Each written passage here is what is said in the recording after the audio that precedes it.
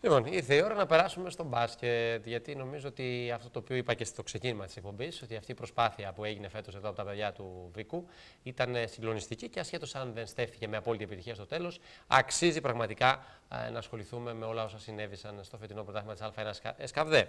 Λοιπόν, είναι μαζί μας ο προπονητής, ο αρχιτέκτονας αυτής της ομάδας, ο προπονητής ο Νίκος Πάνο. Καλησπέρα, κύριε Πάνο. Ο γενικός αρχηγός, ο Αποστόλης ο Μιχαήλ. Δεν σε έμαθα τώρα. Δεν κάνω λάθος.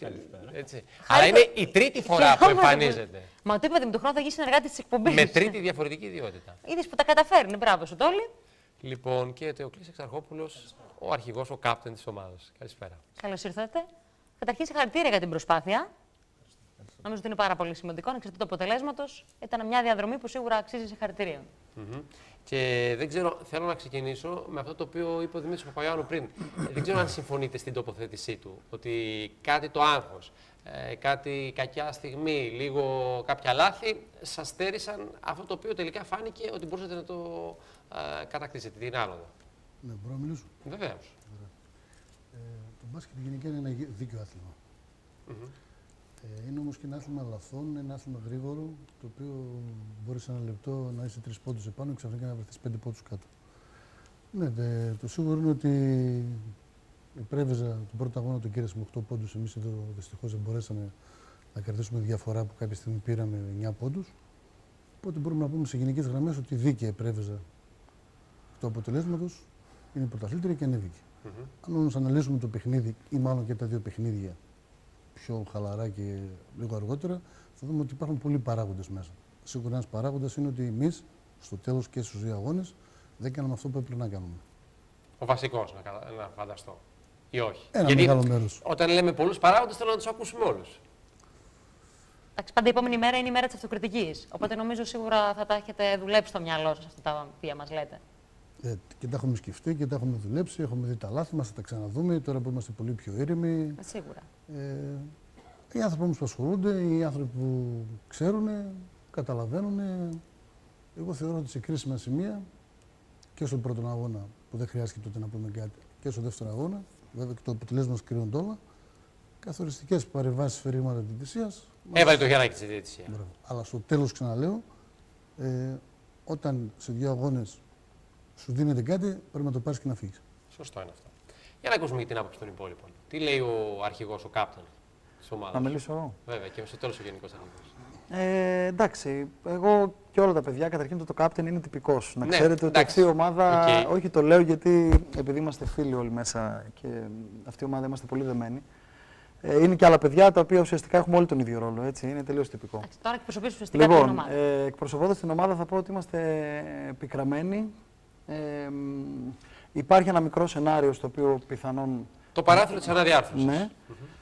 Το οποίο μας δίνει μια ελπίδα και δεν είμαστε τόσο πικραμένοι όσο θα ήμασταν. Έτσι. Το Αξί έτσι μπήκε πέρυσι η κατηγορία, έτσι ανέβηκε στη γάμα. Εμείς κάναμε μια πολύ καλή χρονιά. Είχαμε 23 νίκες και μία ήττα σε όλα τα παιχνίδια. Η Πρέβεζα έχει 22-2 για να καταλάβετε. Ξεκινήσαμε, δουλεύουμε έναν χρόνο.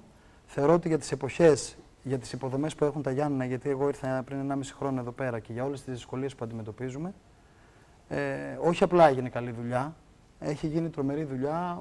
Εγώ θέλω να ευχαριστήσω και τον προπονητή τώρα που είναι εδώ πέρα. Του το έχω πει, εννοείται και προσωπικά.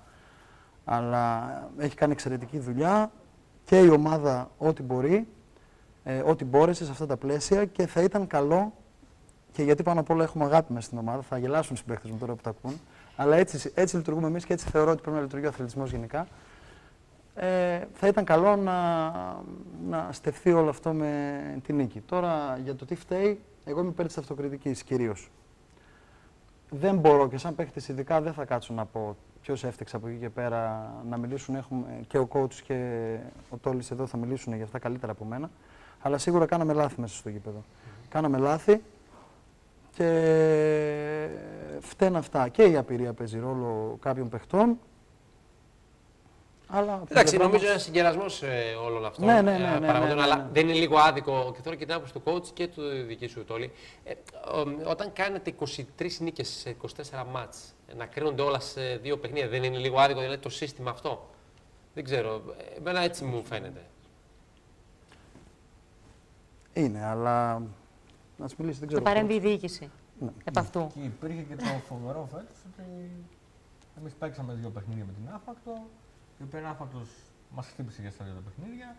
Και μετά την 4η αγωνιστική που ήταν το δεύτερο παιχνίδι με εμάς στην Άφακτο, αποχώρησε το πρωτάθλημα. Ουσιαστικά άλλαξε δηλαδή και την εικόνα αυτή η εξέλιξη, την εικόνα του πρωταθλήματος. Εγώ θεωρώ ότι πιο δίκαιο σύστημα είναι να παίξουν ομάδες στις νίκες. Για να θέλουν να κουβαλάνε όλη τη βαθμολογία από την αρχή του πρωταθλήματος, ώστε κάθε ήττα να μετράει. Δεν το θεωρώ ότι είναι σωστό πώς διεξάγεται το πρωτάθλημα, αλλά αυτό με τη διαφορά. είναι της κεντρικής διοίκησης, οι αποφάσεις να τις συζητήσει, να τις καταλάβει και να προάγει το άθλημα. Να κρίνεται στις 2 στις 3 νίκες δηλαδή. Νομίζω θα ήταν και πιο δίκαιο. Οι σημερινοί αγώνες που παίζουν τώρα στην Α1 που πάνε για πρωτάθλημα στις νίκες δεν κρίνουν. Ναι. Αυτό θα ήταν και το πιο δίκαιο προφανώς. Λοιπόν, πάντως αυτό το οποίο είδαμε, να δούμε και δεν ξέρω αν να δούμε και η εικόνα από τον Δημήτρη Παπαγιάννου που ήταν ρεπόρτερ στο παιχνίδι. Ευχαριστούμε Δημήτρη για τα βίντεο. Και κατά πόσο ικανοποιημένες πάνε και τα θετικά τι κρατάτε από αυτό το παιχνίδι. Να δούμε λίγο. Να δούμε εικόνα.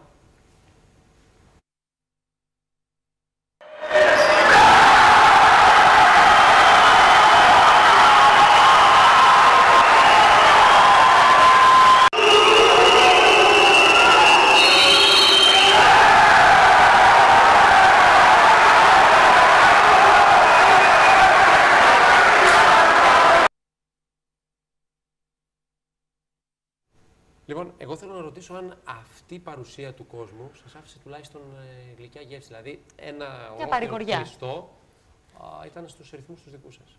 Ποιος θέλετε να μιλήσει, δεν ξέρω. Θέλω την άποψη όλων. Υπάρχει πίκρα, υπάρχει στεναχώρια, γιατί ήρθε πάρα πολλοί κόσμος. Κόσμος ο οποίος ήρθε και για πρώτη φορά, αλλά εμείς μιλάμε για αυτούς που ήταν κοντά μας, που στο τέλος θέλαμε μόνο να πανηγυρίσουν. Αυτό λοιπόν είναι πίκρα και στεναχώρια. Από μια μεριά, αυτό το πράγμα που έγινε στο γυμναστήριο σημαίνει ότι ο κόσμος θέλει να δει μπάσκετ.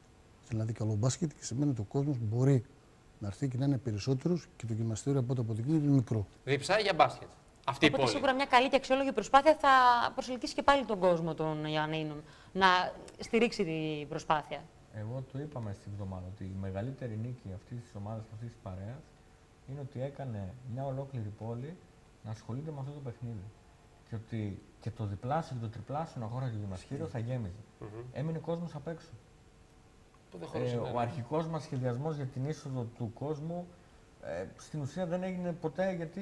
Πόσο κόσμο είχε εισιτήρια, εσύ που ξέρεις? Δεν είχε εισιτήρια. Εμείς τυπώσαμε κάποιες προσκλήσεις. Ναι, ενώ σε αριθμό, αν υπολογίζει τον κόσμο. Τυπώσαμε κάποιες προσκλήσεις για τους συγγενείς και τους φίλους των παιχτών και για παίχτες άλλων ομάδων της πόλης που μέσα στη χρονιά συνεργαστήκαμε, κάναμε φιλικά, προπονήσεις. Και θέλαμε να τους δώσουμε μια μικρή προτεραιότητα στην είσοδο. Μετά χάθηκε η μπάλα. Δηλαδή, είπα στα παιδιά που είχαν τις πόρτες ανοίξτε να μπει ο κόσμος. Ναι. Ούτε κόψαμε εισιτήρια ούτε τίποτα. Κάτω από την κερκίδα βάλαμε περίπου 90 καρέκλες. Σε μια φάση στο δεύτερο ημίχρονο, στο βίντεο του αγώνα που είδα, υπολόγισε ότι ήταν πάνω από 150 άτομα κάτω από την κερκίδα. Στις καρέκλες και όρθιοι. Οπότε σίγουρα ο κόσμος πρέπει να πάνω από 1000, έτσι πως χωράει η κερκίδα. Γιατί ο Κλής, αν δείτε λίγο την άπρα αυτή του κόσμου, σας βοήθησε. Εντάξει, κοιτάξτε, το πιο όμορφο πράγμα στον αθλητισμό, μάλλον όχι, δεν είναι το πιο όμορφο, είναι ένα από τα πιο όμορφα. Είναι αυτό το συναίσθημα. Είναι αυτό το συναίσθημα. Αυτό το πράγμα δεν αναπληρώνεται και δεν πληρώνεται. Δηλαδή, όποιος το έχει ζήσει και μπορεί να το ξαναζήσει, είναι από τα πιο όμορφα πράγματα. Τουλάχιστον για μένα, εγώ θα το θυμάμαι πάντα και μακάρι να ξανάρθουν τέτοιες στιγμές. Και να ξανάρθουν γιατί εγώ θεωρώ ότι σε κάθε πόλη και ειδικά τα Γιάννενα έχουν ανάγκη ένα καλύτερο μπάσκετ. Στο ποδόσφαιρο πάνε καλύτερα τα πράγματα. Εντάξει, έχουν ανάγκη ένα καλύτερο μπάσκετ, όχι μόνο γιατί είναι ωραίο άθλημα, γιατί τα αγαπάω εγώ, γιατί τα αγαπάμε εμείς ή αυτοί που το βλέπουν. Γιατί είναι εποχές που θεωρώ ότι ο αθλητισμός μπορεί να δώσει αξίες στον κόσμο που τις έχουμε ανάγκη. Εντάξει, και τα μικρά παιδιά. Και καλό είναι όλοι οι άνθρωποι που είναι σε θέσεις που μπορούν να βοηθήσουν. Να βοηθήσουν. Είπα πριν τη λέξη υποδομές, δεν την είπα τυχαία. Χρειαζόμαστε καλύτερες υποδομές. Εγώ προσωπικά, επειδή ήρθα πριν 1,5 χρόνο εδώ και ήμουνα σε άλλες πόλεις. Σπούδαζες κάπου αλλού? Ναι, σπούδαζα στην Αθήνα, δούλευα στην Αθήνα, ήμουνα και στη Βόρεια Ελλάδα μικρότερος γιατί ο πατέρας μου ήταν στρατιωτικός. Μέρα με την ύφη τώρα. Είναι κρίμα μια πόλη τόσο μεγάλη και σε εισαγωγικά πλούσια, όχι μόνο από γνώση και από γράμματα και από λεφτά ακόμα να έχουν περάσει από εδώ πέρα, να μην έχει καλύτερες αποδομές. Πόσες φορές μπορεί να τα έχουμε πει, δεν ξέρω, ότι ανακυκλωνόμαστε, αλλά δυστυχώς τα αυτά είναι μένουμε στα λόγια. Κύριε Πάνου, τι λέτε? Δεν είναι συγκρίσιμα μεγέθη για για κανένα άθλημα και για καμία ομάδα που θέλει να προχωρήσει όταν δεν έχει γήπεδο να κάνει προπόνηση. Δηλαδή, Το βασικό πρόβλημα είναι ότι δεν μπορεί να θέσει και υψηλούς στόχους. Ναι. Αντίπαλος μας παράδειγμα ήταν η Πρέβεζα. Η Πρέβεζα έχει κάθε μέρα δικό της γήπεδο, μπορούσε να κάνει 2 ώρες προπόνηση. Πράγμα το οποίο εμείς το είχαμε στερηθεί, όχι μόνο εμείς και άλλες ομάδες. Και φέτος με μεγάλη προσπάθεια βρήκαμε να κάνουμε κάποιες προπονήσεις, οι οποίες δεν επαρκούσαν και οι ώρες ήταν ακατάλληλες. Δεν μπορεί να Το μόνιμο πρόβλημα. Εκτός από κλειστό, έχετε και κάποιο άλλο χώρο προπόνησης? Ναι, ευτυχώς μας βοήθησε φέτος το Πανεπιστήμιο και η Βρετανία και μας παραχώρησε το Πανεπιστημιακό Γυμναστήριο 2 φορές τη βδομάδα. Αλλά η ώρα ήταν 3 και 4 το μεσημέρι με 5. Όταν ο άλλος δουλεύει μέχρι τις 4 ή όταν είναι από τις 7 ώρα το πρωί στη δουλειά ή είναι φοιτητής και σπουδάζει, δεν μπορεί να τον πάρει συνεχόμενα και να του πει έλα 10 ώρες. Βέβαια, αν δεν είχαμε και αυτό, τι θα κάναμε. Γιατί έχουν περάσει και αυτές τις εποχές. Πάλι στα ημίμετρα όμως. Αλλά Εγώ θέλω να ρωτήσω κάτι τον Τόλι. Ενώ σαν προς αρχή βλέπω πάντως ότι είναι η διοίκηση. Δηλαδή, σε βλέπω τρέχεις για όλα. Τι γίνεται εκεί πέρα? Δεν είναι πολύ πρόσωπη η διοίκηση. Τι γίνεται? Σε βλέπω. Κάνεις τα πάντα. Εντάξει, με τη νέα χρονιά θα υπάρξουν κάποιες αλλαγές. Αλλαγές ως προς τι? Στη δομή και το μέγεθος, να το πω έτσι, της διοίκησης. Φιλοδοξούμε να μπουν κάποια άτομα να μας βοηθήσουν. Θα μπουν. Εντάξει, εδώ που τα λέμε δεν ήμουν και τελείως μόνος μου, όπως λέτε. Βοήθησε πολύ και ο Στέφανος ο Παπάς, ο πρόεδρος της ομάδας. Εντάξει, αρχικό μας μέλημα είναι αυτό, να οργανωθούμε καλύτερα, να αποκτήσουμε εμπειρίες σε όλα τα επίπεδα, να αρχίσουμε σιγά σιγά να στείλουμε το κομμάτι των υποδομών και της Ακαδημίας του Συλλόγου και μετά όλα τα άλλα πιστεύω θα έρθουν σιγά σιγά. Η νέα σεζόν δηλαδή τι θα περιλαμβάνει? Γιατί είναι λίγο νωρίς για την επόμενη μέρα. Μπορεί να είναι και... Δεν ξέρουμε ακόμα καταρχήν σε ποια κατηγορία θα Αυτό λέω, σε περίπτωση που η ομάδα τελικά παίξει στη ΓΑΜΑ Εθνική, γιατί γίνει κάποια αναδιάρθρωση όπως έγινε και πέρσι. Αυτό πότε θα το γνωρίζετε? Δεν είναι αναδιάρθρωση ακριβώς. Να πω εγώ κάτι. Το πρώτο πράγμα σε ένα σύλλογο είναι η διοίκηση. Ισχυρή διοίκηση και η διοίκηση που μπορεί να αντέξει και να τρέξει ομάδα παραπέρα. Άρα λοιπόν σημαίνει ότι πρέπει να έρθουν καινούργια άτομα, νέα άτομα, με όρεξη να τρέξουν ομάδα. Το δεύτερο πράγμα είναι το γηπαιδικό. Να δοθεί λύση. Δεν μπορεί να έχει απαιτήσεις να προχωράς και να μην έχει γήπεδο να δουλέψεις. Και μετά είναι όλα τα υπόλοιπα.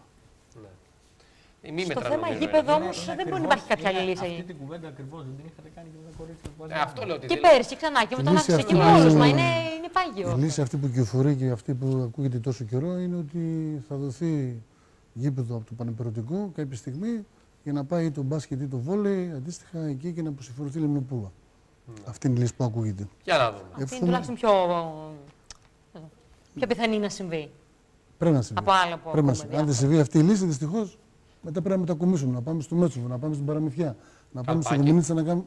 Όχι, να πάμε σε γήπεδο που μπορούμε να μην κινδυνεύει η υγεία των αθλητών. Το Καλπάκι θεωρείται κατάλληλο? Όποιος έχει πάει και έχει κάνει προπόνηση στο Καλπάκι μπορεί να το πει μόνος. Να μην το πω εγώ. Ωραία. Δεν ξέρω, θέλετε να συμπληρώσετε κάτι ακόμη το οποίο σας άφησε έτσι λίγο στενάχωρη γεύση? Σαν ανασκόπηση και της χρονιάς που έκλεισε.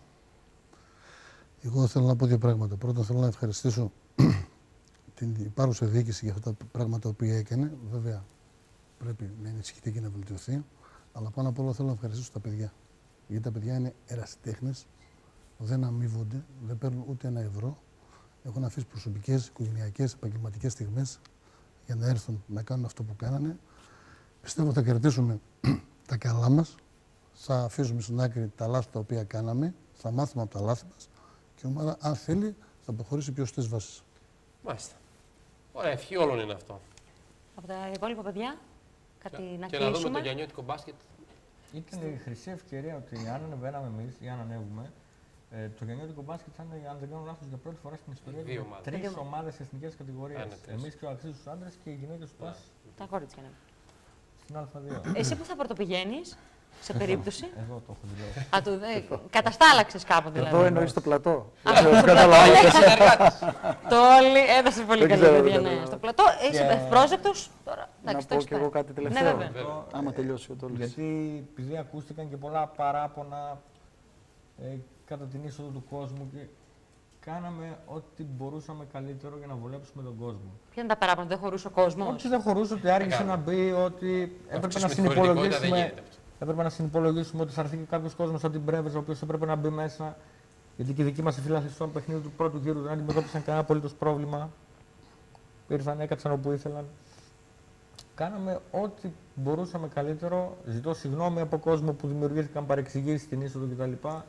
Δώσαμε προτεραιότητα κυρίως στους ανθρώπους που ήθελαν οι παίχτες να είναι στο γήπεδο.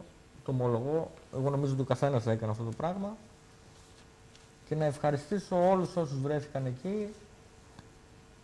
Ο αγώνας ήταν τέτοια σημασία, ας πούμε, βρέθηκαν στο γήπεδο ποδοσφαιριστές του Παζιάννηνα, βρέθηκαν διάφοροι επιχειρηματίες της πόλης, βρέθηκαν ο πρόεδρος του ΑΟ Αγρινίου, που είναι ομάδα Β' Εθνικής Μπάσκετ, ήρθε ο άνθρωπος από το Αγρίνιο να δει το παιχνίδι. Ήταν ένα μάτς, μια γιορτή του μπάσκετ. Εντάξει, τώρα αγωνιστικά και διαιτητικά τα είπαμε. Μάλιστα. Βέβαια. Λοιπόν, να ευχαριστήσουμε και εμείς τον κόσμο από την πλευρά των παιχτών. Να πω και εγώ από την πλευρά των παιχτών πάλι ένα πολύ μεγάλο ευχαριστώ για ό,τι μπόρεσαν να κάνουν και η διοίκηση και ο προπονητής. Πάρα πολύ. Και από εκεί και πέρα θέλω να πω ότι είναι πάρα πολύ όμορφο, γιατί είναι μια καινούργια ομάδα, να συμμετέχει σε μια δημιουργία. Δεν ξέρω τι θα γίνει την επόμενη μέρα για κανέναν. Και για μένα και για οποιοδήποτε άλλον, αλλά είναι πολύ όμορφο να συμμετέχει σε κάτι και να βλέπει τόσο κόσμο να έρχεται να το στηρίξει. Εντάξει, αυτό σημαίνει ότι είναι αξιόλογη προσπάθεια. Ναι. Και είμαστε πικραμένοι, αλλά περήφανοι. Ωραία. Το μεγαλύτερο κριτήριο είναι ο κόσμος. Ο κόσμος νομίζω έχει κριτήριο. Ειδικά στα play-off, το γήπεδο ήταν μόνιμα γεμάτο. Εντάξει, αυτό που έγινε με την Πρέβεζ ήταν. Έχει φροντίσει και εσύ γι' αυτό νομίζω. Το έχει τρέξει και εσύ λίγο. Επικοινωνιακά. Αν θα συμπέφτει επειδή θα πηγαίνει στον Μπάζ Γιάννη ή στο Βικό. Θα φροντίσω να πάρουμε κλειδάρι. Λοιπόν, ήταν ερώτηση. Να σου θέσω διλήμματα. Λοιπόν. Πριν σα αποδεσμεύσουμε, θέλουμε τη βοήθειά σα. Θε να ρωτήσει κάτι όχι, τέτοιο? όχι, θα του πω. Λοιπόν, για το διαγωνισμό μα που ολοκληρώθηκε, σα ευχαριστούμε πολύ όλου για τη συμμετοχή. Λοιπόν, πληρώνουμε 2 δροπεταγές αξίας 50 ευρώ χωρική από την Πίνδο και σα ευχαριστούμε πολύ φυσικά. Λοιπόν, κύριε, όπως θέλετε, επιλογές έχουμε 7 νούμερα εξάλλου να βγάλουμε, γιατί είναι και άλλα 5 δροπεταγές αξίας 5 ευρώ η καθεμία από το Σοφροπλαστεία Διεθνές για αγορές άνω των 10 ευρώ. Από το 1 στο 85. Θα ξεκινήσω από τον coach. Θα ξεκινήσω εγώ. Η ιεραρχία. Το 7. Το 7 κι εσείς. Είναι η κυρία Μπάτσα Ελένη σε 3,85. Ξεκινάμε με διεθνές. Ωραία. Το 11 του φίλου μου.